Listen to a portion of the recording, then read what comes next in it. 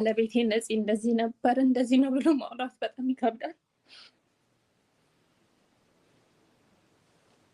ተናግሮታል እንዴት እንደምንተዋወቅ እንዴት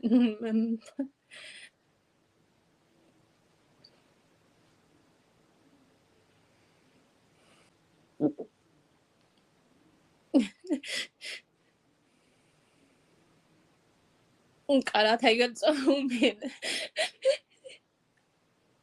ቃላት የለኝም እሱን የምገልጽበት። ይቅርታ። አይዞን ምስጋና ብቻ ነው ያለኝ። ሀዘናችሁ ሆኖ እንደኔ ላዘናችሁ ከጎኔ ለቆማችሁ ለሁላችሁም ክብር ምስጋና አቀርባለሁ። ሌላ ነገር ምንም የምለው ነገር የለም። እግዚአብሔር ውለታችሁን ይክፈላችሁ። ለሁሉ ከሌ አልልም። ሁላችሁም አጠገቤ ለነበራችሁ ሰዎች ሁሉ እግዚአብሔር ምስጋናውን ይስጥልኝ። አመሰግናለሁ። አሜን። አይዞን ንጹህ ተጽናኝም ተበረታችም ማለቱ ቀላል ቢሆንም ስሜቱን ለመቻል ይከብዳል። እውነት ነው፣ ልክ ነሽ። ግን በወቅቱ ሁላችንም የሰማንበት መንገድ እጅግ አሳዛኝ ነበር። ምልሽ አሁን ማህበራዊ ትስስር ገጹን በስቷል። ሰውም ከቤተሰብ ቀድሞ ሀዘንን የሚያውጅበት የተለያዩ መንገዶች አሉና እንደው ሀዘኑን የሰማችሁበት ሁኔታ እንዴት ነበር? የነበረው አስቸጋሪ ሁኔታ አገር ቤት ደርሰሽ ለቀብር እስክትበቂ ድረስ ረጅም ጉዞ ነው ያደረግሽው። ብዙ ፈተና ይኖረዋል። አዎ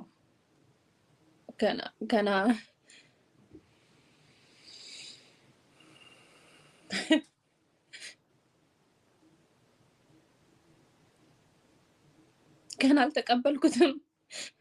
ይመጣል አገኘዋለሁ እያልኩ ነው የምጠብቀው።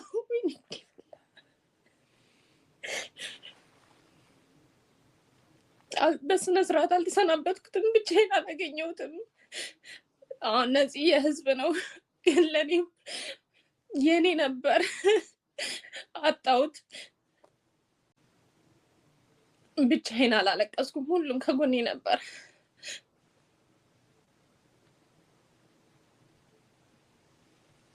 እንጃ ማለት እንዳለብኝ ራሱ አላውቅም።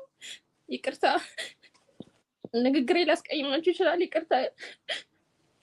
አይ ብዙ ሰው ይረዳል ብዬ አስባለሁ። በዚህ አይነት ትኩስ ሀዘን ውስጥ ሆነሽ ነው እንዲያው ስሜትሽንም እንድታጋሪ የተለያዩ ጥያቄዎች የሚነሱ ስለነበር እንደ ቤተሰብም እንደ ወዳጅም በሚል ነው ቆይታ እንዲኖረን እንጂ ከዚህ ስሜት መውጣት እንደማይቻል በዚህ አጭር ጊዜ ውስጥ እረዳለሁ። ሰዎችም ይረዳሉ ብዬ ተስፋ አደርጋለሁ። ከዛ ጋር ተያይዞ የሚነሱ ጥያቄዎችም ስለነበሩ አንዳንድ ጥያቄዎችም የእሷ ስሜት ምንድን ነው በዋነኛነት ያለችበት ሁኔታ በሚል ተነጋግረን ነው እንጂ ያለሽበትን እኔም ሁሉም ሰው ይረዳል ብዬ ተስፋ አደርጋለሁ። አመሰግናለሁ። እንዲያው ፈተናውስ ምን ያህል ነበር? ምክንያቱም ነፂ በተደጋጋሚ ተናግሮታል። እሱ ሙያውንም ስራውንም ቤተሰቡንም እኩል ይወዳል። ነገር ግን ደግሞ ሙያውን በዚህ ሙያ ላይ ሆኖ ነው መኖር የሚፈልገው እና ወደ ኢትዮጵያ የገባበትን አጋጣሚ እናውቃለን።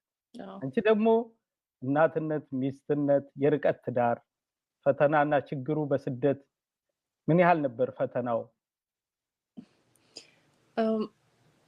አላማ ነበረን ሁለታችንም ልጆቹ እስኪያድጉ ድረስ ትምህርታቸውን እዚህ ሀገር ሆነው እንዲከታተሉ፣ ትምህርታቸውን በጥሩ ሁኔታ ከተከታተሉ ማንኛውም ዓለም ላይ ሆነው ይሰራሉ የሚል እምነት ነበረን ሁለታችንም። ለዛ ነው እኔ ልጆቹን እዚህ ቁጭ ብዬ እዚህ ብሆንም ግን በየደቂቃው ትንንሽ ነገሮችን እንኳን ከሱ ጋር ነበር የምማከረው በእነሱ ጉዳይ። ራሳቸውን አመማቸው፣ ልውሰዳቸው ሐኪም ቤት አልውሰዳቸው፣ ይሄ ጥያቄ ራሱ ከሱ ጋር ነበር የምማከረው።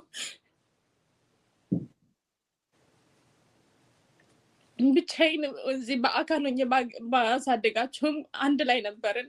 ሳንወያይ ምንም ነገር አድርገን አናውቅም። ይሄን ያጣሁት ባለቤቴን ያጣሁት የልጆቼን አባት